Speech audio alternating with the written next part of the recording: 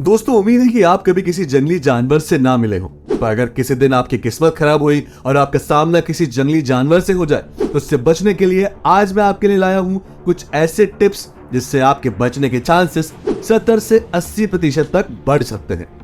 अब हर जानवर के पास इंसानों जैसे दिमाग तो नहीं होता, इसीलिए उनमें चीजों को समझने की क्षमता कम होती है, उनमें सब्र कम होता है और सबसे अहम बात, उनको अपनी जिंदगी के लिए हर दिन एक नई जंग का सामना करना पड़ता है। इसलिए उन्हें इंसानों के मुकाबले जल्दी और कठिन फैसले लेने पड़ते हैं। तो देखा दोस्तों, मुझे आपकी कितनी फिक्र है, इसीलिए आप भी इस मेरी मेहनत को देखते हुए इस वीडियो को लाइक करें, शेयर करें और चैनल को सब्सक्राइब करना ना भूलें, ताकि हम ऐसे ही नॉलेजेबल वीडियोस और फैक्ट्स आपके लिए ला पाएं। आगे बढ़ते हैं वीडियो की तरफ।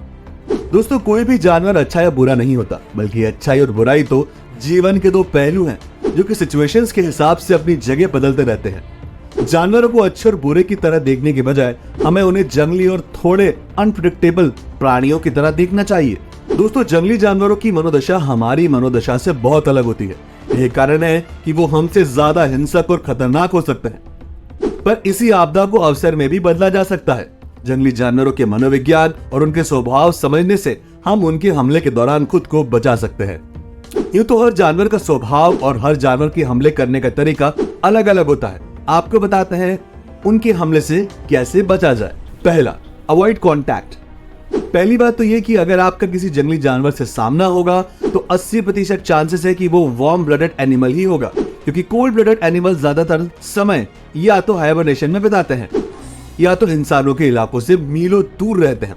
इसलिए आपका सामना अगर किसी वार्म ब्लडेड जानवर यानी कि कुत्ते, सियार, भालू और किसी किस्म का मैमल या बर्ड मिले तो सबसे पहले आपको उससे किसी भी तरह का कांटेक्ट को अवॉइड करना है, चाहे वो बहुत ही क्यूट जानवर ही क्यों ना हो, जिसे देखकर आपको उसे अडॉप्ट करने का मन ही क्यों ना करे। फिर भी कारण ये दोस्तों कि ऐसे जानवरों में रेबीज इन्फेक्शन फैलाने की क्षमता बहुत ज्यादा होती है और हो सकता है कि उसकी लार या कोई भी खुला घाव आपको छूने से इस लाइलाज बीमारी से ग्रसित कर सकता है और ऐसा होने पे आपको बचा पाना बेहद मुश्किल हो जाएगा। दूसरा, avoid going near to baby animals. दोस्तों, ये गलती अक्सर बहुत लोग करते हैं, लेकिन आप कभी ना करिएगा। जहां कहीं भी आपको किसी जंगली जानवर का बच्चा दिखे तो उसके पास कभी ना जाइएगा, भले ही वो कितना भी प्यारा क्यों ना लगे।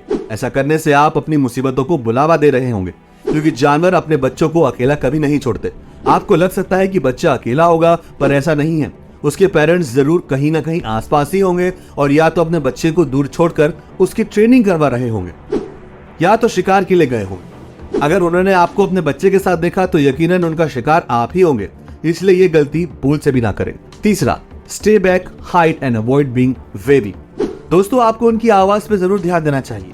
किसी भी तरह की आवाज सुनने पर आपके लिए किसी सेफ जगह पर जाना फायदेमंद ऑप्शन हो सकता है, बजाय उसके कि आप उस आवाज का पीछा करके जांच पड़ताल में लग जाएं। ऐसे में आप सिर्फ और सिर्फ मुसीबत की ओर ही जा रहे हैं। कोशिश करिए कि ज्यादा मूवमेंट या आवाज ना करें, जिससे कि कोई जंगली जानवर आपकी तरफ आकर्षित हो और आप पे हमला कर दे। चौथा, कफिंग। अगर आपका सामना किसी ऐसे जानवर से हो जो छोटे आकार का हो या फिर ज्यादा आक्रामक मिजाज का ना हो और थोड़ा सा कंफ्यूज लग रहा हो, तो ऐसे जानवर पर हमला ना कीजिएगा, बजाय इसके कि आप थोड़ा सा अपनी जगह पे ही खांसिएगा, जिससे कि उसको लगे कि आपसे उसे कोई खतरा नहीं है। दोस्तों, ये तरीका उन लोगों के लिए बहुत कारगर साबित होगा जो अक्सर स्ट्रे डॉग्स के निशाने पर रहते हैं। अगर आप भी किसी ऐसे को जानते हैं जो हमेशा स्ट्रे डॉग्स के बीच में फंस जाता है, तो इस वीडियो को उसके साथ जरूर शेयर कीजिए। पांचवा, स्टैंड स्टिल। दोस्तों, किस्मत का कुछ नहीं कहा जा सकता। ऐसा भी हो सकता है कि अगले ही मिनट आपके सामने कोई जंगली जानवर खड़ा हो जाए।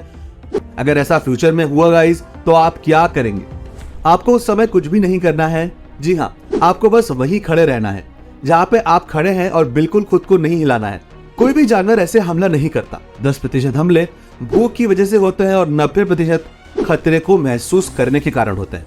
तो ऐसे में दोस्तों, अगर आप उनको ये यकीन दिला पाएंगे कि उन्हें आपसे कोई खतरा नहीं है, तो वो आपको कुछ नहीं करेंगे और इस तरह से आप अपने आप को बचा पाएंगे। दोस्तों, ये एक बहुत बड़ा मिथ है कि बिना मूव किए आपको जंगली जानवर देख नहीं सकते। बिना मूव किए रहने पर उनके हमले ना करने का कारण ये नहीं होता, बल्कि वो ये है कि जो मैंने पहले बताया, उनको खतरा नहीं महसूस होगा। ये वजह है। माना कि जानवर कलर ब्लाइंड होते हैं और वो कुछ चीजों में अंतर नहीं कर पाते, लेकिन इसका मतलब ये नहीं होता कि वो आपको देख नहीं सकते। किसी भी जानवर के पास शरीर की गर्मी को एहसास कर लेने का हुनर भी होता है, जिसकी वजह से वो आपको आसानी से पता लगा सकते हैं। इसीलिए ज्यादातर केसेस में आप भी ऐसा ही कुछ कीजिए कि वो आपको बख्श दे और आपसे उनको कोई खतरा महसूस ना हो। छठा, मूव स्लोली और लाई डाउन। मानिए कि आप सीधा खड़े हो और आपके सामने कोई जानवर हो, तो आपका अगला कदम कैसे उठाना है? पहले तो आपने आसपास नजर घुमाना है। सिर्फ नजरें घुमाना, सिर ना हिलाना। नजरें घुमा के देखो तो आपके आसपास कोई छुपने की जगह है या नहीं। अगर है तो धीरे धीरे सामने वाले जानवर से नजर चुरा के पीछे हटकर अगर आप उस जगह पे पहुंचिए और छुप जाइए। और दोस्तों, आपके पास कोई जगह नहीं है छुपने की तो धीरे धीरे करके आप जमीन पे लेट जाइए और तब तक जमीन से चिपके रहिए जब तक वो जानवर आपके पास से चला ना जाए। सातवां, अवॉइड आई कांटेक्ट। दोस्तों, ना हिलने के अलावा आपको एक और चीज करने की जरूरत है। आपको कभी ना कभी किसी जंगली जानवर की आंखों में भूल कर भी नहीं देखना है। उनको घूरने से उन्हें लगता है कि आप उनको चुनौती दे रहे हैं।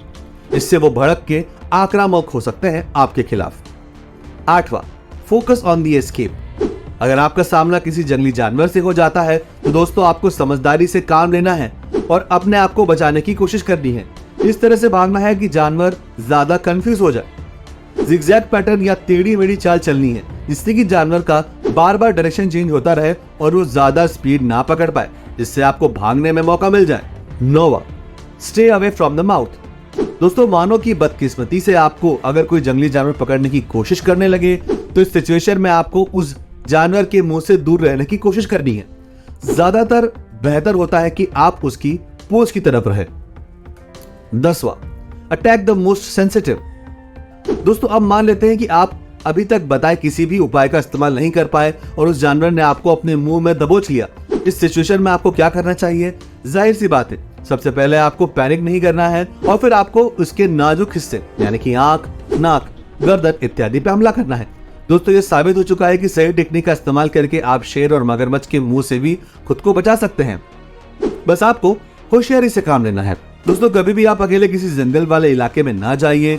हमेशा कुछ लोगों के साथ में ही जाइए, क्योंकि कोई भी जानवर ग्रुप पे अटैक करने से पहले एक बार जरूर सोचता है। प्लस आपको हमले के दौरान मदद भी मिलना आसान होगी। तो गाइस, बस आज के लिए इतना ही। मिलते हैं अगली वीडियो में।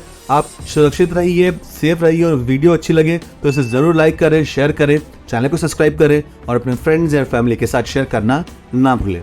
तब तक अपना ख्याल रखिए। मिलते हैं अगली वीडियो में।